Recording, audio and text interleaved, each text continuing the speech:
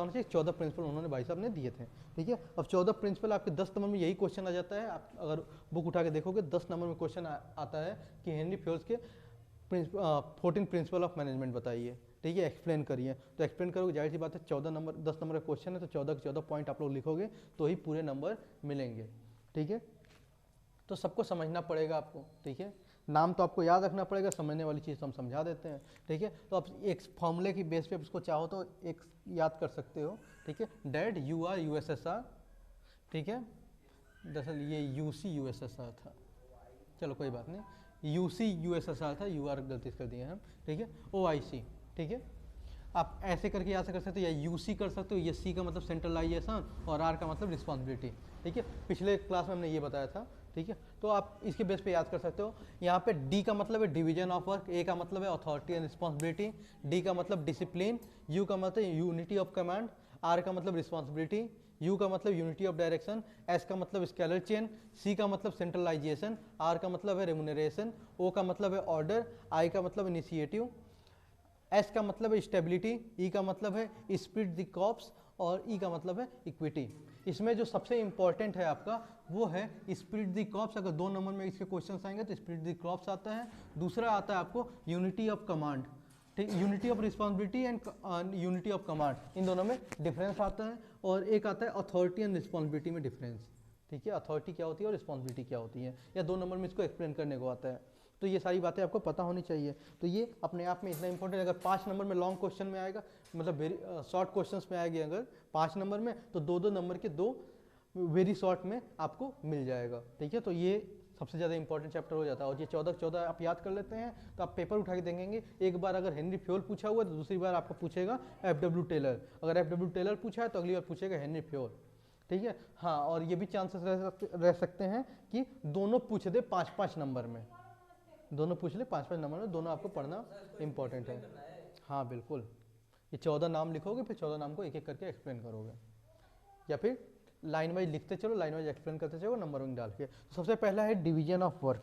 Division of work FW Taylor में भी था, उसमें मैंने आप लोग बताया था कि जो भी वर्क है उसका इक्वल डिवीजन होना चाहिए। ठीक है, ऐसा नहीं होना चाहिए किसी को हमने ज़्यादा काम दे दिया है, किसी को हमने कम काम दिया है। यानी किसी भी वर्क का डिवीजन जो होता है ऐसा होना चाहिए कि वो उसको 100% कैपेबिलिटी के साथ कर सके। अब जाहिर सी बात है, अगर कोई ऐसी कंपनी है जो कि क्या हो, टाइम हो गया, टाइम हो गया क्या? 9:10 11 बज के, चलो ठीक है, वो 15 मिनट खत्म हो जाएगा। ठीक है, तो मैंने बताया था अगर कोई फिजिकल वर्क करने वाला हो, मान लेते हैं एक चंदन है और एक चांदनी है। ठीक है, मान लेते हैं 2 लोग हैं। ठीक है, चंदन साहब है और मान लेते हैं कोई फिजिकल वर्क है, ईंट ढोने का वर्क है। ठीक है, अब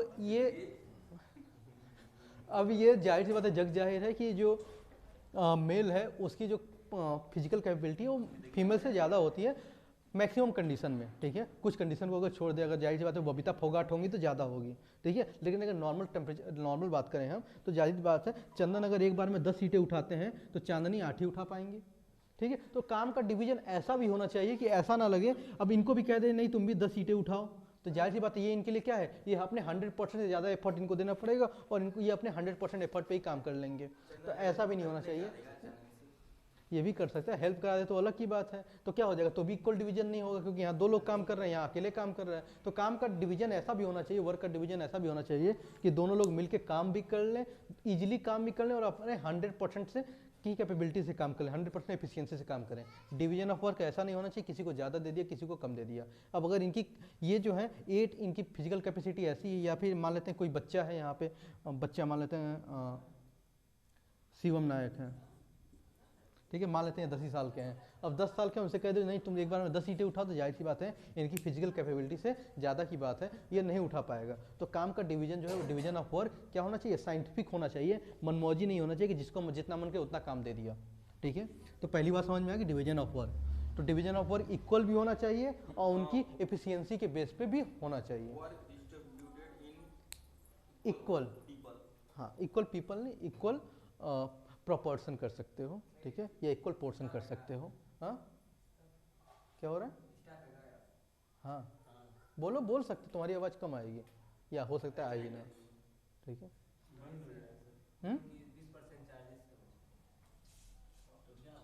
है, 15 मिनट चल जाएगा। खैर, अथॉरिटी दूसरा है आपका सबसे इंपॉर्टेंट है, अथॉरिटी एंड रिस्पॉन्सिबिलिटी। 2 नंबर में ये क्वेश्चन बार बार आता है, अथॉरिटी क्या होती है और रिस्पॉन्सिबिलिटी क्या होती है।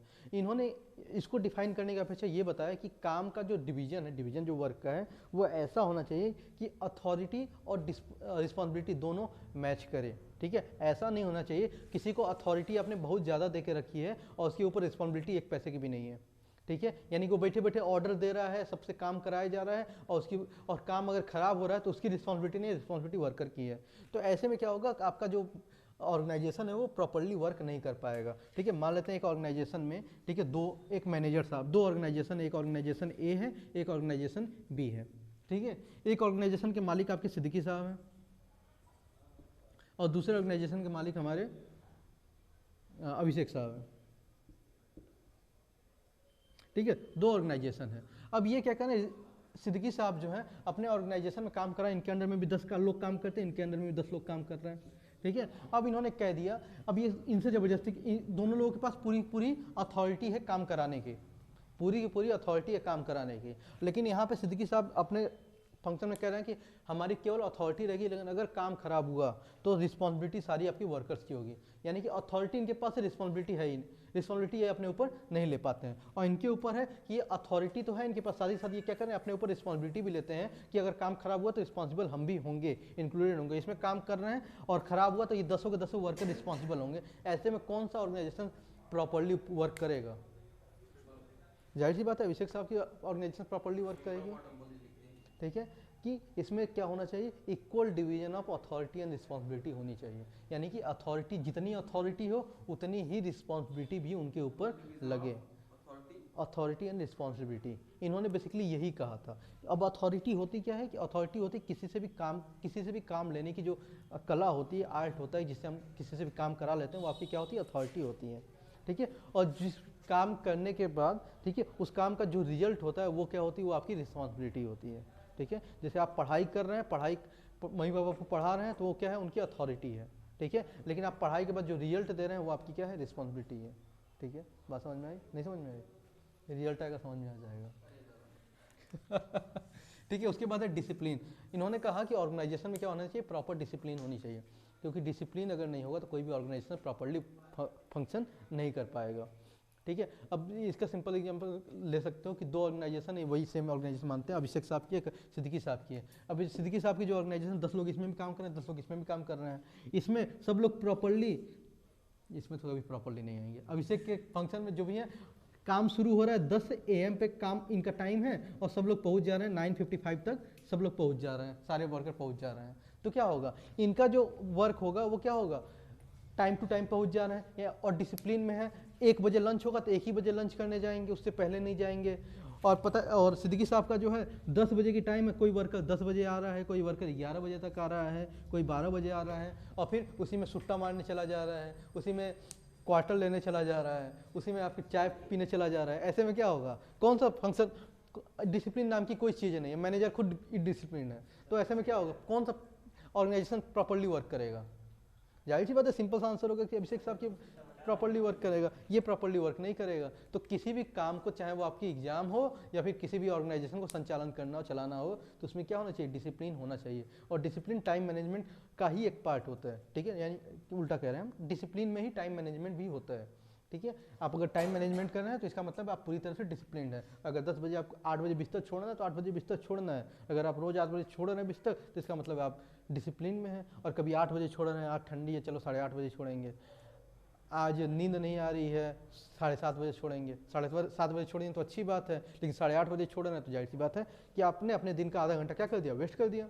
तो क्या होना चाहिए, प्रॉपर डिसिप्लिन होना चाहिए। तो ये थे डैट का पोर्सन। इसके बाद आता है UR। बेसिकली ये पिछले बार क्लास में हमने UC बताया था, इस बार UR मैंने बता दिया, खैर कोई बात नहीं, बात तो एक ही है, यूनिटी ऑफ कमांड। अब ऐसा होना चाहिए किसी भी ऑर्गेनाइजेशन में कि कमांड में यूनिटी होनी चाहिए। ठीक है, मान लेते हैं, अब जाहिर सी बात है कि मैंने आप लोग बताया था कि मैनेजमेंट में 3 अलग अलग लेवल्स होते हैं, एक टॉप लेवल मैनेजमेंट होता है, दूसरा मिडिल लेवल होता है और एक लो लेवल होता है। और मैंने ये डायग्राम आप लोगों को बताया था कि ये टॉप लेवल, मिडिल लेवल और लो लेवल। अब पता चल रहा है कि टॉप लेवल ने गोल डिसाइड किया कि हम क्या करेंगे, पर डे 100 यूनिट्स का प्रोडक्शन करेंगे। ठीक है, और इसने ये क्या कर दिया, कमांड दे दिया इसको भी, इसको भी। अब क्या हो रहा है, किसी भी कंफ्यूजन की वजह से ये कह रहे हैं नहीं हमको 150 प्रोडक्शन कर रहा है, ये कह रहे हैं नहीं हम केवल 90 का प्रोडक्शन कर पाएंगे, ठीक है, या जो सुपरवाइजर है वो कह रहा है केवल हम 90 का प्रोडक्शन ही करा पाएंगे। ऐसे में क्या होगा, लेट हो रहा है, चलो ठीक है, वीडियो देख लेना बैठे बैठे, अब नुकसान नहीं होगा, ठीक है, लेकिन ये देख लेना, ठीक है, क्योंकि ये आएगा एग्जाम में। अब इसमें क्या होगा कि अब क्या होगा, इसमें यूनिटी, कमांड की यूनिटी नहीं रहेगी, कमांड की यूनिटी नहीं रहेगी, ठीक है, कोई कह रहा है नहीं 100 बनाओ, कोई कह रहा है नहीं 150 बनाओ, कोई कह रहा है नहीं 90 ही बनाओ। ऐसे में क्या होगा, कमांड प्रॉपर्ली नहीं मिल रहा है, एक कमांड नहीं मिल रहा है, ऐसे में कोई ऑर्गेनाइजेशन पूरी तरह से प्रॉपर्ली फंक्शन नहीं कर पाएगा। तो कमांड में क्या होनी चाहिए, यूनिटी होनी चाहिए। इसी के बाद उन्होंने कहा कि साथ ही साथ क्या होनी चाहिए, रिस्पॉन्सिबिलिटी भी होनी चाहिए, ठीक है, इसमें क्या होना चाहिए, रिस्पॉन्सिबिलिटी भी होनी चाहिए। जो काम कर रहा है उस काम की, जितना वो काम कर रहा है उतने काम के लिए वो क्या होगा, रिस्पॉन्सिबल होगा। अगर काम अच्छा हो रहा है तो उसके लिए उसको क्या मिलना चाहिए, उसके लिए उसको उसकी तारीफ करनी चाहिए, और काम अगर खराब हो रहा है तो उसकी जाहिर सी बात है उसको रिस्पॉन्सिबल ठहराना चाहिए और उसकी सैलरी में से पैसा काट लेना चाहिए। हालांकि ऐसा उन्होंने कहीं नहीं कहा, लेकिन फिर भी अगर आप लोग ऑर्गेनाइजेशन चलाना तो सैलरी में से पैसा काट सकते हो, ठीक है। तो कल से जो पढ़ के नहीं आएगा उसकी फीस डबल। अरे हम नहीं पढ़ाएंगे तब फीस काटोगे ना, तुम लोग अगर नहीं पढ़ के होगा तो तुम लोग की फीस पढ़ाएंगे ना। हाँ, नहीं पढ़ के होगा तब कुछ नहीं, तब तो अच्छी बात है ना। अच्छा, इसका मतलब तुम लोग पढ़ना नहीं है किसी कंडीशन में, है? मोटिवेशन मिलेगा ना सर, कम पैसा में। आगे देखो, अब साथ ही साथ उन्होंने कहा यूनिटी ऑफ डायरेक्शन भी होना चाहिए। डायरेक्शन भी क्या होना चाहिए, यूनिटी होनी चाहिए। डायरेक्शन का मतलब है कि अब कोई एक ही डायरेक्टर, एक डिपार्टमेंट का एक ही डायरेक्टर हो, ठीक है, जिससे क्या होगा, एक आदमी अगर एक ही वही डायरेक्ट कर रहा है तो क्या करेगा, एक ही तरीके से डायरेक्ट करेगा, ठीक है। अगर किसी काम को 4 लोग मिलकर करें, जैसे शादी में आप लोग देखते होंगे, शादियों का फंक्शन में देखते होंगे, चंदन की शादियों को देखेंगे आप लोग कि चंदन की फूफा अलग ऑर्डर कर रहे हैं, मिठाइयाँ में इतने तेल डलाई, बिना बुलाए पहुँच जाना, उसमें कौन सी बड़ी बात है। घर नहीं पता, गया स्वाहा, सैमसंग है, कुछ नहीं होगा। चलो आगे देखो, ठीक है, कहाँ जा रहे हो, ठीक। अब आगे इसमें क्या, ठीक है, यूनिटी ऑफ डायरेक्शन में क्या है कि डायरेक्शन जो है एक ही पर्सन से अगर मिले तो क्या होगा, उसमें डायरेक्शन प्रॉपर्ली होगा। डायरेक्शन अब जाहिर शादियों का आप लोग फंक्शन देखते होंगे, शादी के फंक्शन में क्या होता है, यहाँ कोई और बोल रहा है, कोई नहीं बोल, कोई सुनेगा, कोई सुनने वाला नहीं, ये सब सुनाई देगा, है।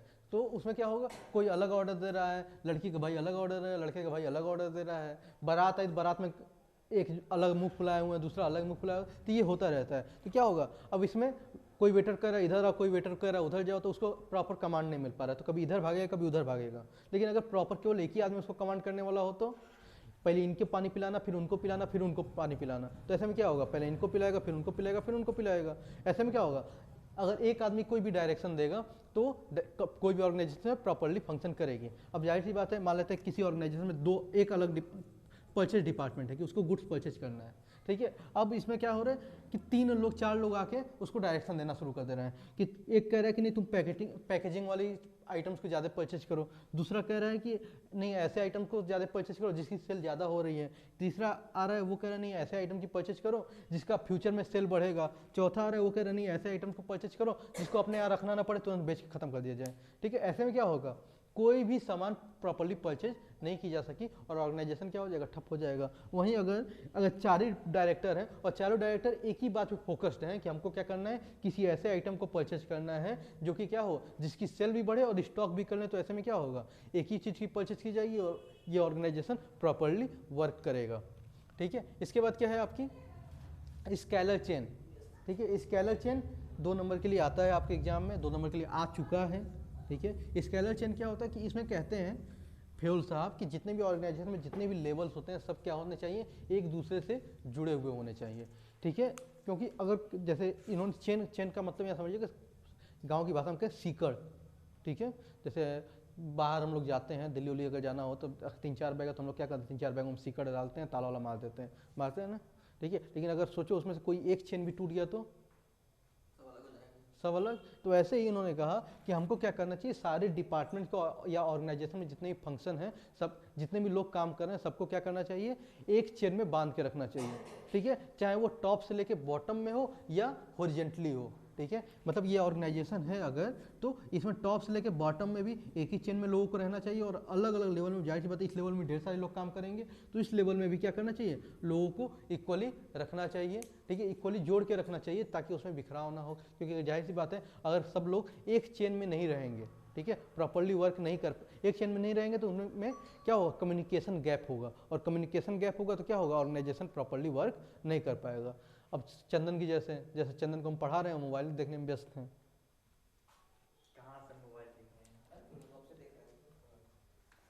मोबाइल देख रहे हो, फिर उसमें हेयर स्टाइल बना रहे हो, मालूम है तुम सुंदर दिखते हो,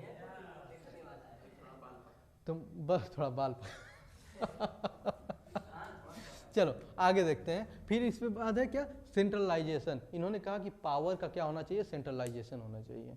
ये पावर का हो एक मुट्ठी में कैद हो या कुछ लोगों में कैद हो। ऐसे में क्या होगा, अगर पावर कुछ लोगों में कैद होगी तो लोग उनके प्रति वफादारी दिखाएंगे, और उनके प्रति अगर कोई भी ऑर्गेनाइजेशन किसी एक आदमी के प्रति वफादार रहती है तो ऑर्गेनाइजेशन प्रॉपर्ली वर्क करेगी।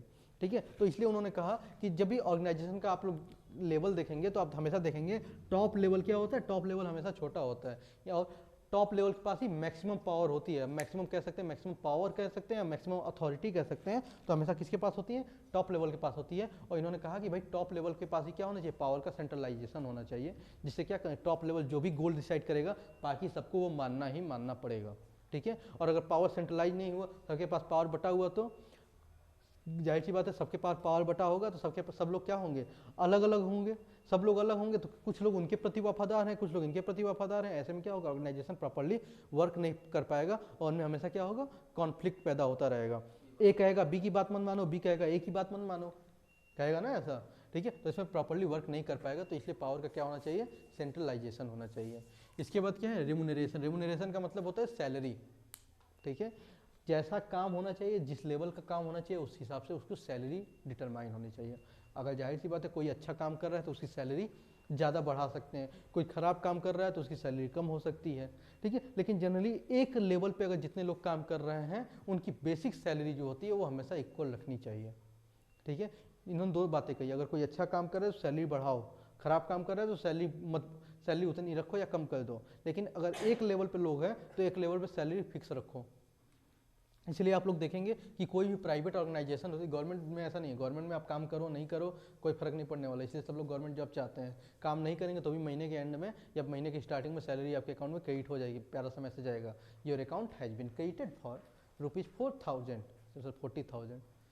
ठीक है, लेकिन प्राइवेट जॉब्स में ऐसा नहीं होता। प्राइवेट जॉब में एक आपकी बेसिक सैलरी होगी, अगर आप ज्वाइन करते हैं तो आपको बदल दिया जाएगा, आपको 20,000 रुपये पर मंथ सैलरी मिलेगी। लेकिन अगर आप ज़्यादा छुट्टी करते हैं तो इसमें सैलरी कट जाएगी।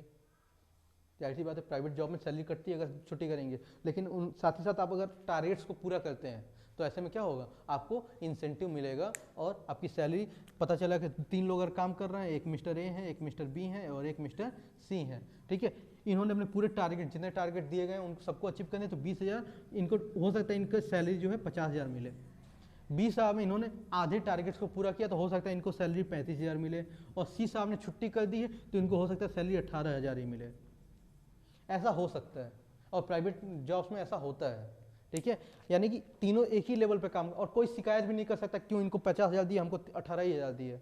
क्यों, क्योंकि ये कहेंगे भाई तुम तीनों की बेसिक सैलरी 20,000 है, सबको 20,000 मिला है, इनको जो 30,000 एक्स्ट्रा मिला है ये इनके अच्छे कामों की वजह से मिला है, आप भी अच्छे काम करिए, आपको ही 50,000 देंगे, कंपनी मना कहाँ कर रही है। तो ऐसे में क्या होगा, लोगों में क्या होगा, कंपटीशन भी बढ़ेगा और लोगों में कोई भी हीन भावना, बेसिकली कह सकते हैं हीन भावना नहीं रहेगी। ठीक है, एक दूसरे को देख के वो लोग चिढ़ेंगे भी नहीं कि भाई इनको ज़्यादा मिल रहा है हमको कम मिल रहा है, सबको मिलेगा, अगर काम करेंगे आप अच्छा पैसा अच्छा मिलेगा। ठीक है, इसके बाद है आगे हमारा ऑर्डर। ऑर्डर मिलता जुलता है आपकी यूनिटी ऑफ कमांड से। ठीक है, यानी कि जो भी ऑर्डर मिलना चाहिए, ऑर्डर हमेशा एक ही पर्सन से मिलना चाहिए। ठीक है, अगर एक से ज़्यादा लोगों से ऑर्डर मिलते हैं तो क्या होगा, कोई भी ऑर्गेनाइजेशन प्रॉपर्ली फंक्शन नहीं कर पाएगी। ठीक है, अगर किसी काम को कोई एक आदमी काम कर रहा है, ठीक है, अब उसको कभी शिवम जी आके ऑर्डर दे दे रहे हैं, कभी सिद्दीकी साहब ऑर्डर दे दे रहे हैं, कभी सचिन और के ऑर्डर दे दे रहे हैं कि एक आदमी समोसा भी बना रहा है तो ये कह नहीं नहीं जलेबी छानो, वो कह नहीं नहीं मालपुआ बनाओ, वो कह रहा है नहीं नहीं नमकीन छानो, तो ऐसे में क्या होगा, ना वो समोसा बना पाएगा, ना जलेबी छान पाएगा, ना मालपुआ बना पाएगा, ना नमकीन बना पाएगा। यानी कि कोई भी ऑर्डर वो पूरा नहीं कर पाएगा। यानी कि हमेशा क्या होना चाहिए, ऑर्डर ऐसा होना चाहिए कि एक ही आदमी दे, और अगर दे भी रहा है तो प्रॉपरली दे। ठीक है, इसके बाद है आपका इनिशिएटिव। इनिशिएटिव मैंने अभी बताया आप लोगों को, जो सैलरी वाला रिम्यूनरेशन वाला पार्ट बताया उसमें मैंने इनिशिएटिव बता दिया कि अगर कोई आदमी कोई भी एम्प्लॉय अगर अच्छा काम कर रहा है तो हमको हमेशा क्या करना चाहिए, उसको इनिशिएट करना चाहिए। अब इनिशिएशन दोनों तरीके से कर सकते हैं, उसको प्रमोशन दे सकते हैं, उसकी सैलरी इंक्रीज कर सकते हैं, उसको कुछ बोनस दे सकते हैं, उसको छुट्टी पे भी भेज सकते हैं। छुट्टी पे भेजना भी एक तरह का हो, भाई तुम बहुत काम कर रहे हो, ट्रिप पे भेज दो, जाओ मालदीव घुमाओ, जाओ गोवा घुमाओ, जाओ केदारनाथ घुमाओ। ठीक है, या सस्ती वाली है तो जाओ लखनऊ घुमाओ 2 दिन के लिए। ठीक है, या जाओ चिड़ियाघर घुमाओ फैमिली के साथ, पास तुमको दिलवा दे रहे हैं, तो ऐसा भी कर सकते हैं।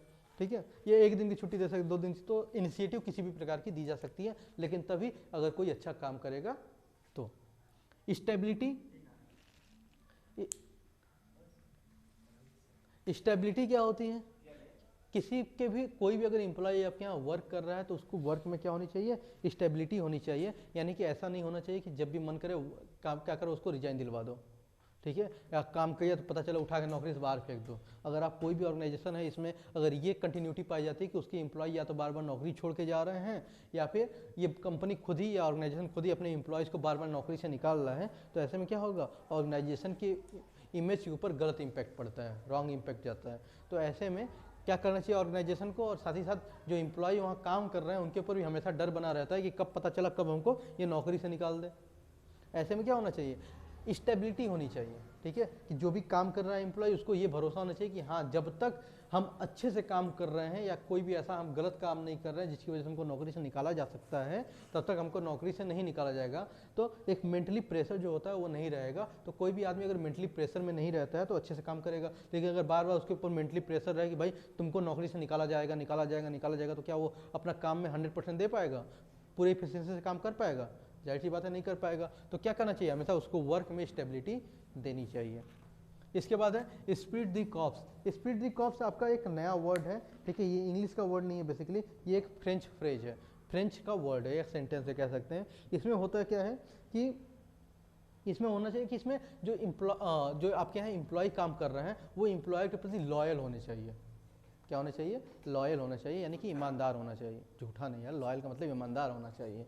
ठीक है, ऐसा नहीं होना चाहिए कि एम्प्लॉयर कुछ कह रहा है, ये पीठ पीछे जाके एम्प्लॉयर की गाली गलौज कर रहे हैं, बाहर निकल के कंपनी की बुराई कर रहे हैं, कंपनी को प्रमोट करने के बजाय कंपनी को डिमोट कर रहे हैं। ऐसा नहीं होना चाहिए। अपने एम्प्लॉयज़ को ऐसा रखना चाहिए कि वो आपके प्रति क्या रहें, लॉयल रहें, आपके प्रति वफादार बने रहें।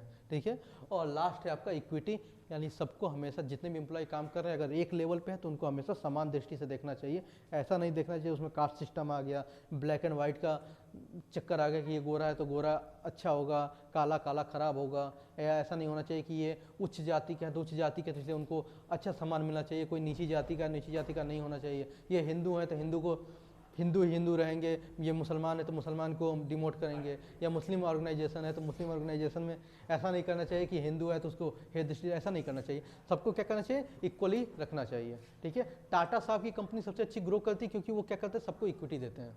ठीक है, टाटा साहब की कंपनी में यही इकलौती खासियत है कि वो सबको बराबर भावना देते हैं। और उसमें एक और चीज़ होती है कि उसमें क्या होते हैं,